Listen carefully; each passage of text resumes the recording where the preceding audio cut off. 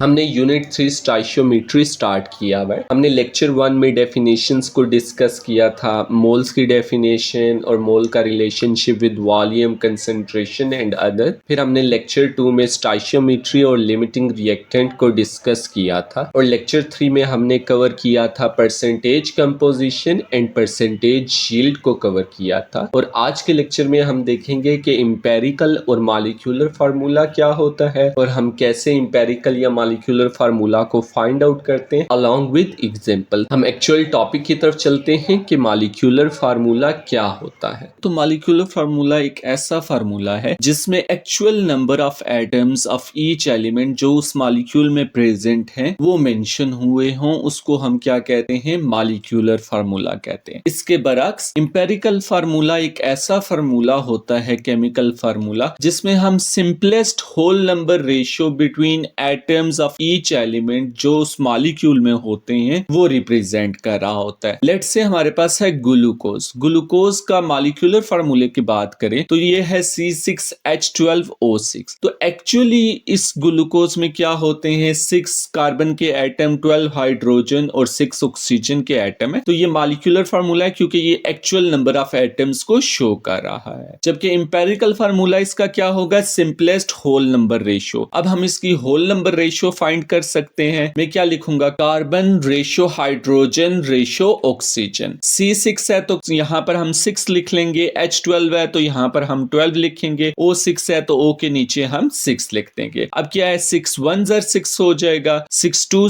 12 हो जाएगा, 6 1 6 हो जाएगा। तो ये हमारे पास सिंपलेस्ट रेशियो आ गया है। तो अब इंपेरिकल फार्मूला क्या होगा, C1 है, H2 है, O1 है तो CH2O हो जाएगा। तो that will be the empirical formula of glucose. बिल्कुल इसी तरह अगर हम अमोनिया की बात करें तो अमोनिया का हमारे पास मॉलिक्यूलर फार्मूला है NH3। अगर हमने इंपेरिकल फार्मूला लिखना है तो हम सिंपलेस्ट होल नंबर रेशियो लिखेंगे, तो हमारे पास हो जाएगा नाइट्रोजन रेशियो हाइड्रोजन। नाइट्रोजन 1 है तो 1 रेशियो, हाइड्रोजन 3 है 3 हो जाएगा। ये ऑलरेडी ही सिंपलेस्ट है तो इसका इंपेरिकल फार्मूला वही आ जाएगा, यानी कि NH3। तो देखें अमोनिया का इंपेरिकल और मॉलिक्यूलर दोनों फार्मूला सेम है। अगर हम बात करें कि इसकी हाइड्राजीन की, जिसका हमारे पास मॉलिक्यूलर फार्मूला है N2H4। अब अगर हम इसका इंपेरिकल फार्मूला लिखना चाहते हैं तो इसकी simplest whole number ratio find करेंगे, तो हमारे पास हो जाएगा नाइट्रोजन रेशियो हाइड्रोजन। नाइट्रोजन के 2 एटम है तो 2 आ जाएगा, हाइड्रोजन के H4 है तो 4 आ जाएगा। 2 1 2 होता है और 2 2 4 होता है, तो इसकी सिंपलेस्ट होल नंबर रेशियो 1:2 है। तो इंपेरिकल फार्मूला इसका क्या होगा, NH2 होगा। इसी तरह अगर हम बात करें पेंटीन की, तो पेंटीन का हमारे पास मॉलिक्यूलर फार्मूला होता है C5H10। अगर हम इसका इंपेरिकल फार्मूला लिखना चाहते हैं तो simplest whole number ratio find करेंगे, तो हम लिखेंगे कार्बन रेशियो हाइड्रोजन। कार्बन के 5 एटम है तो C5 हो जाएगा, हाइड्रोजन के 10 है तो हाइड्रोजन के नीचे हम 10 लिखेंगे। 5 1 5 होता है, 5 2 10 होता है, तो ये हमारे पास सिंपलेस्ट रेशियो आ गई। तो इसका इंपेरिकल फार्मूला क्या होगा, CH2, राइट। बिल्कुल इसी तरह अगर हम बात करेंगे हाइड्रोजन परऑक्साइड की, तो इसका मॉलिक्यूलर फार्मूला हमारे पास है H2O2। हमने इसका अगर इंपेरिकल फार्मूला लिखना है तो हम क्या करेंगे, hydrogen ratio oxygen, simplest ratio find करेंगे। H2 है तो H के नीचे 2 आएगा, O2 है तो O के नीचे 2 आएगा। तो 2 1 2 होता है हमारे पास, 2 1 2 आ जाएगा। तो 1:1 सिंपलेस्ट है तो ये HO इसका इंपेरिकल फार्मूला आ जाएगा। इसी तरह हमारे पास है सोडियम थायोसल्फेट, जिसका मॉलिक्यूलर फार्मूला है Na2S2O3। इसका अगर हम इंपेरिकल फार्मूला लिखेंगे तो सिंपलेस्ट होल नंबर रेशियो लिखेंगे एटम्स की। तो देखिए हमारे पास क्या है, Na:(S) ऑक्सीजन आ जाएगा। Na2 है तो Na के नीचे 2, S2 है तो S के नीचे 2 लिख देंगे, O3 है तो O के नीचे 3 लिख देंगे। आप देख रहे हैं ये ऑलरेडी क्या है, सिंपलेस्ट होल नंबर रेशियो में है, तो इसका इंपेरिकल फार्मूला वही होगा जो इसका क्या है, मॉलिक्यूलर फार्मूला है। इसी तरह अगर हम बात करें ब्यूटानोइक एसिड की, राइट, ये हमारे पास है ब्यूटानोइक एसिड का, ये हमारे पास कंडेंस स्ट्रक्चरल फार्मूला है। इसका मॉलिक्यूलर फार्मूला अगर हम लिखेंगे तो ये क्या बन जाएगा हमारे पास, C4H8O2। अब इसका अगर हम इंपेरिकल फार्मूला लिखते हैं तो ये हमारे पास क्या आएगा, सिंपलेस्ट होल नंबर रेशियो में लिखना पड़ेगा हमें, तो हम क्या लिखेंगे, C ratio hydrogen ratio oxygen. C4 है तो C के नीचे 4 लिख देंगे, H8 है तो H के नीचे नीचे 8 लिख देंगे, O2 है तो O के नीचे 2 लिखेंगे। अब अगर इसकी सिंपलेस्ट होल नंबर रेशियो लिखेंगे तो क्या हो जाएगा, 2 2s are 4 हो जाएगा, 2 4s are 8 हो जाएगा और 2 1s are 2 आ जाएगा। ये हमारे पास सिंपलेस्ट होल नंबर रेशियो है। अब हम सिंपली इंपेरिकल फार्मूला लिख सकते हैं C2H4O। ये हमारे पास इसका क्या है, इंपेरिकल फार्मूला है। इसी तरह अगर हम बात करें इथानोइक एसिड की तो ये हमारे पास क्या है, इसका स्ट्रक्चरल फार्मूला है। ये हमारे पास क्या है, CH3COOH, इसका कंडेंस स्ट्रक्चरल फार्मूला है। अब इसका अगर हम मॉलिक्यूलर फार्मूला लिखेंगे तो हम यूं लिख सकते हैं C2H4O2। इंपेरिकल फार्मूला के लिए simplest whole number ratio find करनी पड़ेगी, तो हम सिंपली क्या करेंगे, carbon ratio hydrogen ratio oxygen करेंगे। C2 है तो C के नीचे 2 लिखेंगे, H4 है तो H के नीचे 4 लिखेंगे, O2 है तो O के नीचे 2 लिखेंगे। अब हम सिंपली क्या करेंगे, 2 1s are 2 होता है, 2 2s are 4 होता है और 2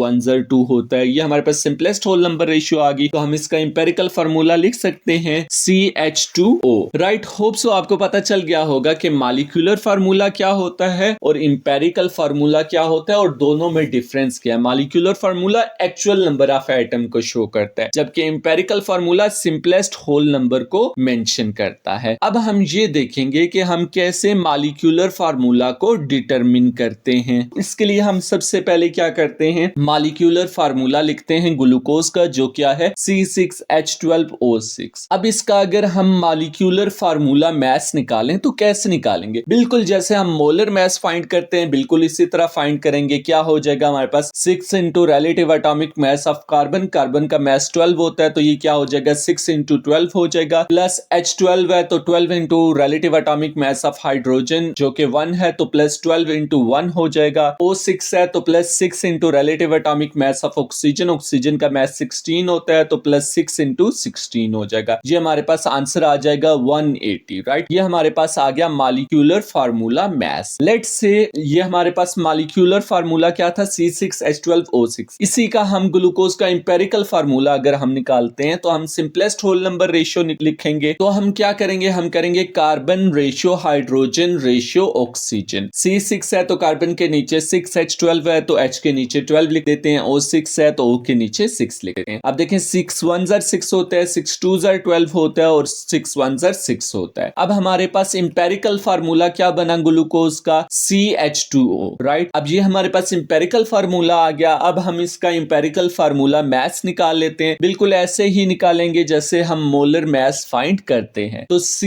है तो हमारे पास क्या आ जाएगा, relative atomic mass of carbon जो कि क्या है 12, तो यहां पर हम 12 लिखेंगे। H2 है तो हम क्या करेंगे 2 into relative atomic mass of hydrogen जो कि 1 है तो प्लस 2 इंटू 1 आ जाएगा। O1 है हमारे पास तो हम क्या कर सकते हैं, relative atomic mass of O लिखेंगे जो कि हमारे पास 16 है तो प्लस 1 इंटू 16 कर लें या सिंपली आप 16 लिख दें। तो हमारे पास इंपेरिकल फार्मूला मास क्या आ जाएगा 30। अब हम क्या करेंगे, अब हम इंपेरिकल फार्मूला मास को किसी ऐसे नंबर से मल्टीप्लाई करेंगे कि हमारे पास मॉलिक्यूलर फार्मूला मास आ जाए। इंपेरिकल फार्मूला मास हमारे पास 30 है, 30 को अगर हम 6 से मल्टीप्लाई करें तो 180 आ जाता है। ये जो 6 है इसको हम क्या कहते हैं, n कहते हैं। कैसे हम फाइंड कर सकते हैं, हम अगर 180 डिवाइडेड बाय 30 करें तो हमारे पास आंसर क्या आ जाएगा 6 आ जाएगा। तो n एक्चुअल में है क्या, molecular formula mass divided by empirical formula mass, ये आप कह सकते हैं molar mass divided by empirical formula mass. हमारे पास क्या आ जाएगा n आ जाएगा, यानी कि 180 divided by 30 is equal to 6, जो कि हमने ऑलरेडी सॉल्व किया है। अब अगर हमने क्या फाइंड करना है, मॉलिक्यूलर फार्मूला फाइंड करना है, तो हम क्या लिखेंगे, molecular formula is equal to n multiply by empirical formula. n हमारे पास इस सिचुएशन में क्या है, ग्लूकोज की फॉर्म में 6 है। राइट, और हमारे पास इंपेरिकल फार्मूला CH2O है। अब 6 को अगर हम क्या करें, सब्सक्रिप्ट के साथ मल्टीप्लाई करें तो हमारे पास मॉलिक्यूलर फार्मूला आ जाएगा, यानी कि C6 आ जाएगा। 6 2s are 12 होता है तो H12O6 आ जाएगा। राइट, तो हम सिंपली कैसे फाइंड करेंगे मॉलिक्यूलर फार्मूला मास, पहले हम n को फाइंड करेंगे। n को कैसे फाइंड करेंगे, मोलर मास या आप कह सकते हैं molecular formula mass divided by empirical formula mass. Right, और फिर हम जब n फाइंड हो जाएगा फिर हम क्या करेंगे, n को मल्टीप्लाई कर देंगे इंपेरिकल फार्मूला से, तो हमारे पास क्या आ जाएगा, मॉलिक्यूलर फार्मूला आ जाएगा। अब हम इसी की फर्दर अगर प्रैक्टिस करें मॉलिक्यूलर फार्मूला को डिटरमिन करने की, तो यहां पर एक छोटी सी गाइड है। आपको इंपेरिकल फार्मूला गिवन है और आपको मॉलिक्यूलर फार्मूला फार्मूला मैस दिया गया है, यानी कि मोलर मैस आपको दिया गया है। तो आपने सिंपली क्या करना है, पहले empirical formula mass through empirical formula determine करना है, जस्ट लाइक मोलर मैस आप फाइंड कर सकते हैं। और फिर आपने एन डिटरमिन करना है। कैसे डिटरमिन करना है, molecular formula mass divided by empirical formula mass. जब एन फाइंड हो जाएगा तो एन को आप सिंपली इंपेरिकल फार्मूला से मल्टीप्लाई करेंगे तो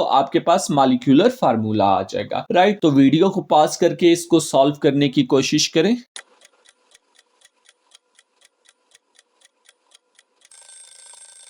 ओके राइट, सबसे पहले हमने क्या निकालना है, इंपेरिकल फार्मूला मैस निकालना है, जस्ट लाइक आप मोलर मैस से फाइंड कर सकते हैं। तो पहला क्वेश्चन हमारे पास है CH2O है, तो हम सिंपली इंपेरिकल फार्मूला मैस निकालेंगे। तो हम लिखेंगे C है तो relative atomic mass of carbon जो कि 12 है, तो हमारे पास क्या आ जाएगा 1 × 12। H2 है तो हमारे पास क्या आएगा 2 × relative atomic mass of hydrogen जो कि 1 है, तो +2 × 1 आ जाएगा। O अकेला है तो हम सिंपली लिखेंगे relative atomic mass of oxygen जो कि 16 है, तो +16 या 1 × 16, हमारे पास आंसर क्या आ जाएगा 30 आ जाएगा, राइट। अब हमने n फाइंड करना है तो हम क्या करेंगे, सिंपली 60 डिवाइडेड बाय 30, हमारे पास आंसर आ जाएगा 2। अब इस 2 को हम मल्टीप्लाई किससे करेंगे, इंपेरिकल फार्मूला से मल्टीप्लाई करेंगे, तो हमारे पास आंसर क्या आ जाएगा मॉलिक्यूलर फार्मूला। तो 2 1s are 2 होता है तो C2 हो जाएगा, 2 2s are 4 H4O2 हो जाएगा, राइट। इसी तरह अगर हम सेकंड क्वेश्चन को सॉल्व करें, CH2 है तो इसका इंपेरिकल फार्मूला मैस निकालते हैं, तो relative atomic mass of carbon जो कि क्या हो जाएगा 12 हो जाएगा। H2 है तो +2 × relative atomic mass of hydrogen, तो ये क्या है 2 × 1 हो जाएगा, राइट। हमारे पास आंसर आ जाएगा 14। मॉलिक्यूलर मैस हमें गिवन है जो कि क्या है 70, तो 70 डिवाइडेड बाय 40, हमारे पास आंसर क्या आ जाएगा 5 आ जाएगा। अब हम सिंपली क्या करेंगे, 5 को मल्टीप्लाई करेंगे इंपेरिकल फार्मूला से जो कि क्या है CH2 है। अब हम सिंपली सबस्क्रिप्ट के साथ 5 को मल्टीप्लाई कर देंगे, 5 1s are 5, 5 2s are 10, तो हमारे पास मॉलिक्यूलर फार्मूला आ जाएगा C5H10। इसी तरह थर्ड क्वेश्चन अगर हम सॉल्व करें, NH2 है तो इसका पहले इंपेरिकल फार्मूला मैस निकालेंगे, तो relative atomic mass of nitrogen जो कि हमारे पास क्या है 14, +2 × relative atomic mass of hydrogen जो कि 1 है हमारे पास, तो +2 × 1 आ जाएगा, हमारे पास आंसर क्या आ जाएगा 16। अब मॉलिक्यूलर फार्मूला मैस को डिवाइड करेंगे हम इंपेरिकल फार्मूला मैस से, यानी कि 32 डिवाइडेड बाय 16, हमारे पास n क्या आ जाएगा 2 आ जाएगा। तो अब हम सिंपली n को किससे मल्टीप्लाई कर देंगे, इंपेरिकल फार्मूला से, यानी कि 2 × NH2। अब 2 को सबस्क्रिप्ट से मल्टीप्लाई करें तो 2 1s are 2, 2 2s are 4, तो हमारे पास मॉलिक्यूलर फार्मूला क्या आ जाएगा N2H4। तो इस तरह हम क्या करते हैं, सिंपली किसी भी मॉलिक्यूलर फार्मूला को डिटरमिन करते हैं। अब हम एग्जाम क्वेश्चन को देखते हैं, तो हमारे पास क्वेश्चन 9 पेपर 11 में जून 2021 GCE का क्वेश्चन है। क्वेश्चन है the empirical formula of compound X is CH2 and relative molecular mass of X is 70. What is the molecular formula of X? तो आपने मॉलिक्यूलर फार्मूला X का निकालना है, तो वीडियो को पॉज करके इसको सॉल्व करने की कोशिश करें।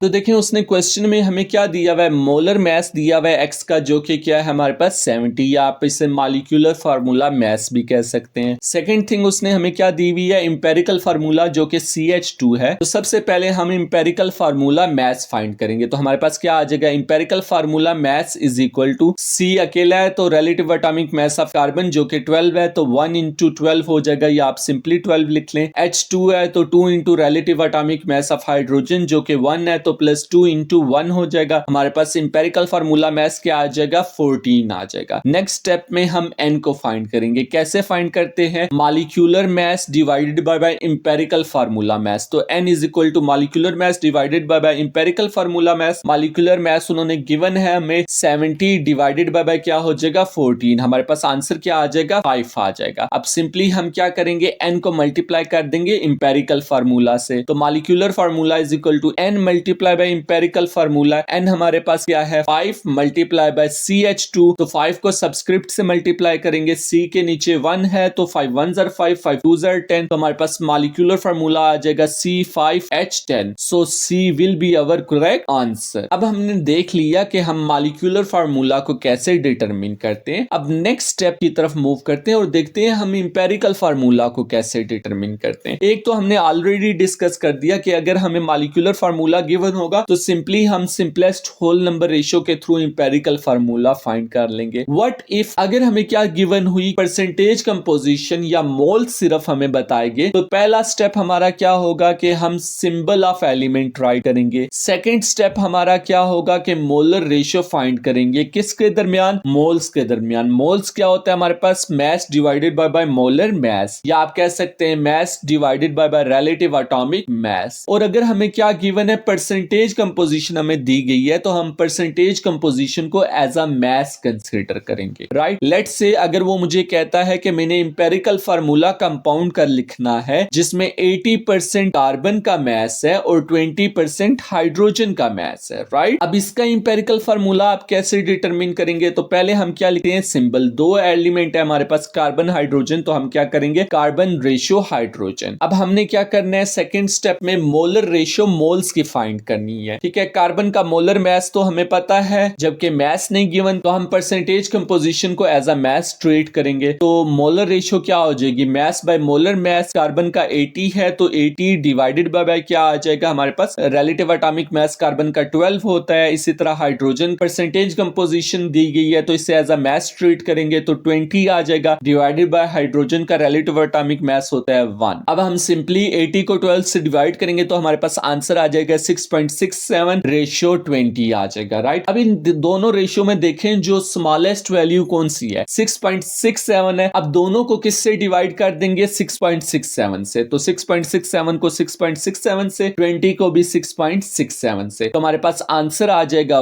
1 रेशियो। तो अब हमारे पास सिंपलेस्ट होल नंबर रेशियो आ गई है दोनों एलिमेंट की, तो हम इंपेरिकल फार्मूला लिख सकते हैं CH3। बिल्कुल इसी तरह एक और क्वेश्चन हम सॉल्व करते हैं कि oxide of iron contains 70% by mass iron and 30% by mass oxygen, right. हमें परसेंटेज कंपोजिशन गिवन है तो हम इसे एज अ मास ट्रीट करेंगे और हम सबसे पहले क्या लिखेंगे, सिंबल। दो एलिमेंट है आयरन और ऑक्सीजन, तो आयरन रेशियो ऑक्सीजन आ जाएगा। तो हम मोलर रेशियो फाइंड करेंगे तो मास बाय मोलर मास होगा। आयरन का मास गिवन है 70 डिवाइडेड बाय आयरन का मोलर मास होता है 56। ऑक्सीजन का हमारे पास मास कितना है, 30 डिवाइडेड बाय ऑक्सीजन का रिलेटिव एटॉमिक मास होता है 16 से डिवाइड करेंगे तो हमारे पास 70 डिवाइडेड बाय 56 क्या आएगा, 1.25 रेशियो हमारे पास आ जाएगा 1.875। अब इन दोनों में छोटी वैल्यू कौन सी है, 1.25 है, तो अब हम दोनों को 1.25 से डिवाइड करेंगे तो 1.25 divided by 1.25 ratio 1.875 divided by 1.25, तो हमारे पास आंसर क्या आ जाएगा, 1 रेशियो 1.5। अब देखें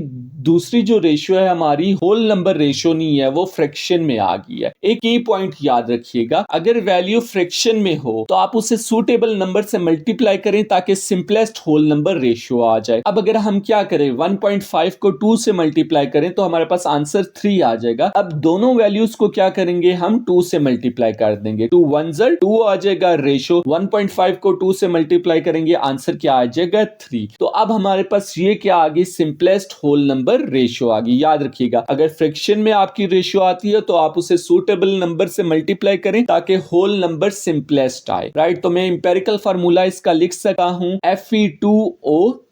तो यूं आपने क्या करना है, इंपेरिकल फार्मूला को फाइंड आउट करना है। इन केस आपको मॉलिक्यूलर फार्मूला नहीं गिवन, आपको क्या उसने दिया हुआ है, परसेंटेज कंपोजिशन दिए हुए हैं उसने या मोल्स दिए हुए हैं। अब हम क्या करते हैं, इसी से रिलेटेड एग्जाम क्वेश्चन सॉल्व करते हैं। क्वेश्चन 4D पेपर 2-1 अक्टूबर नवंबर 2021 GCE का है। क्वेश्चन है an organic compound contain 54.5% carbon, 9.10% hydrogen and 36.4% oxygen by mass. Calculate the empirical formula of this compound. तो आप वीडियो को पॉज करके इसको सॉल्व करने की कोशिश करें।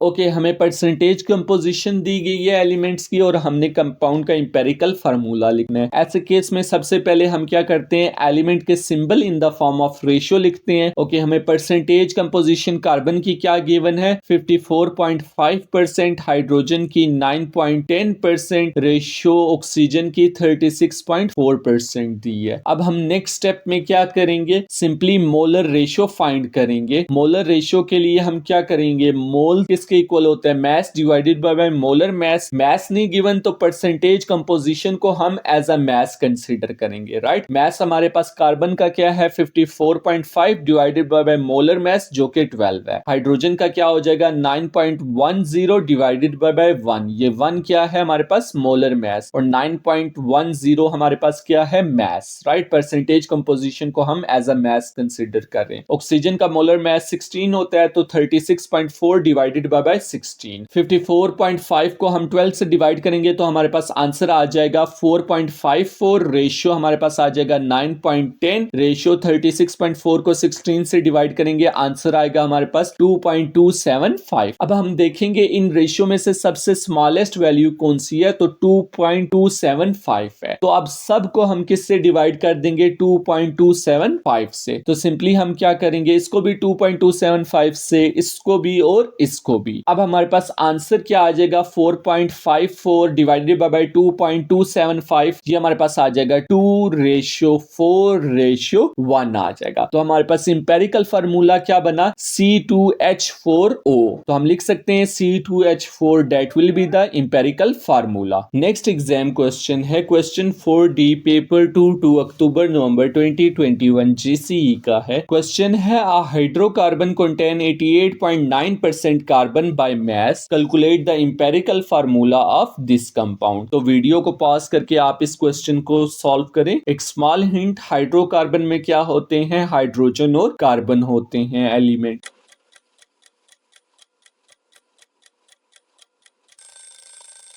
ओके, अगर आप इस क्वेश्चन को गौर से देखें, वो कह रहे हैं हाइड्रोकार्बन और उसने सिर्फ एक एलिमेंट की हमें परसेंटेज कंपोजिशन बताई हुई है। पहले हाइड्रोकार्बन होते क्या है, ये ऐसे ऑर्गेनिक कंपाउंड है जिनमें सिर्फ कार्बन और हाइड्रोजन होते हैं। उसने देखे हमें किसकी परसेंटेज बताई हुई है, कार्बन की। तो एलिमेंट तो हाइड्रोकार्बन में 2 होते हैं, तो हम क्या लिखेंगे कार्बन रेशियो हाइड्रोजन लिखेंगे, क्योंकि ये अंडरस्टूड बात है कि हाइड्रोकार्बन में हाइड्रोजन भी मौजूद होगा। अब परसेंटेज कंपोजिशन की बात करें तो उसने कार्बन की हमें दी गई है जो कि क्या है 88.9%। टोटल परसेंटेज कितनी होती है 100%। तो हाइड्रोजन की परसेंटेज कंपोजिशन फाइंड करने के लिए हम क्या करेंगे 100% minus percentage composition of carbon, यानी कि 100% माइनस 88.9, जो कि हमारे पास आंसर आ जाएगा 11.1%। That will be the percentage composition of hydrogen. अब सिंपली हम क्या करेंगे मोलर रेशियो फाइंड करेंगे। हमें परसेंटेज कंपोजिशन दी गई है, मास नहीं दिया गया, तो मोल तो होता है मास बाय मोलर मास, तो हम परसेंटेज कंपोजिशन को एज अ मास ट्रीट करेंगे। तो हमारे पास क्या हो जाएगा 88.9 डिवाइडेड बाय 12 हमारे पास मोलर मास है कार्बन का। हाइड्रोजन का रिलेटिव एटॉमिक मास यानी कि मोलर मास 1 होता है, तो ये क्या हो जाएगा 11.1 डिवाइडेड बाय 1। हमारा आंसर क्या आ जाएगा 88.9 डिवाइडेड बाय 12, हमारा आंसर आ गया 7.40 और नेक्स्ट आ जाएगा 11.1। अब इन दोनों में स्मॉलेस्ट वैल्यू कौन सी है 7.40। तो अब इन दोनों वैल्यूज को डिवाइड करेंगे स्मॉलेस्ट वैल्यू यानी कि 7.40 से, तो क्या हो जाएगा हमारे पास ये 7.40 से इसको भी डिवाइड करेंगे, 11.1 को भी 7.40 से डिवाइड करेंगे। हमारा आंसर क्या आ जाएगा 1:1.5। याद रखें जब भी हमारी वैल्यू फ्रैक्शन में आ जाए, जैसे 1.5 अभी फ्रैक्शन में आई है, होल नंबर नहीं है, तो हम इस फ्रैक्शन को किसी ऐसे नंबर से मल्टीप्लाई करेंगे कि होल नंबर सिंपलेस्ट अचीव हो। अगर हम 1.5 को 2 से मल्टीप्लाई करें तो हमारा आंसर 3 आता है, जो कि एक होल नंबर है और ये सबसे सिंपलेस्ट होल नंबर हमारे पास है। तो हम सिंपली इन दोनों को किससे मल्टीप्लाई कर देंगे 2 से, तो 2 1 2 आ जाएगा, राइट। 1.5 मल्टीप्लाई बाय 2 हमारे पास आंसर क्या आ जाएगा 3। तो ये हमारे पास दोनों की क्या आ गई सिंपलेस्ट होल नंबर रेशियो। तो हमारा इंपेरिकल फार्मूला क्या हुआ C2H3। So C2H3 will be our correct answer. अब हम क्या करते हैं एक और एग्जाम क्वेश्चन को देखते हैं जो थोड़ा सा डिफरेंट टाइप का है। क्वेश्चन 10 है हमारे पास पेपर 12 में जून 2021 GCE का है। क्वेश्चन है the name and formula of 3 compounds of nitrogen are shown. तो कौन कौन से हमारे पास ammonia NH3, hydrazine N2H4, hydroxyl amine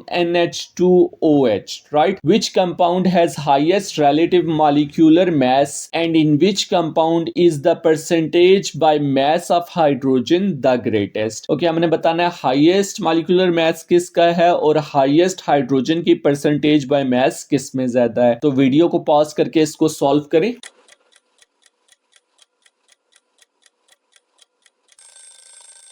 okay, इस क्वेश्चन में पहले हम देख लेते हैं कि हाईएस्ट मॉलिक्यूलर मास किसका है, मोलर मास किसका सबसे ज्यादा है। तो हमारे पास एक क्या है, NH3 है, तो क्या हो जाएगा relative atomic mass of nitrogen जो कि क्या है 14 है, H3 है तो +3 into relative atomic mass of hydrogen जो कि 1 है तो +3 इंटू 1 हो जाएगा। ये हमारे पास आंसर आ जाएगा 17। इसी तरह हाइड्रोजन की बात करें तो N2H4 है हमारे पास, तो N2 है तो 2 into relative atomic mass of nitrogen जो कि 14 है तो 2 इंटू 14 प्लस H4 है तो +4 into relative atomic mass of hydrogen जो कि 1 है तो क्या हो जाएगा +4 इंटू 1 हो जाएगा। हमारे पास आंसर क्या आएगा 32। नेक्स्ट हमारे पास है हाइड्रोक्सल अमाइन जो कि है NH2OH है। तो देखिए हमारे पास एक N है तो हम लिखेंगे simply relative atomic mass of N जो कि 14 है। यहाँ पर H2 और H टोटल 3H है तो हम लिखेंगे +3 into relative atomic mass of hydrogen. Hydrogen का रिलेटिव एटॉमिक मास 1 है तो +3 इंटू 1 हो जाएगा। एक O है तो हम सिंपली लिखेंगे relative atomic mass of oxygen जो कि 16 है, +16 हो जाएगा। हमारे पास आंसर क्या आ जाएगा 33। तो हाईएस्ट मॉलिक्यूलर मास हमारे पास किसका है, NH2OH यानी कि हाइड्रोक्सल अमाइन का। तो हमारे पास जो ऑप्शन A एंड B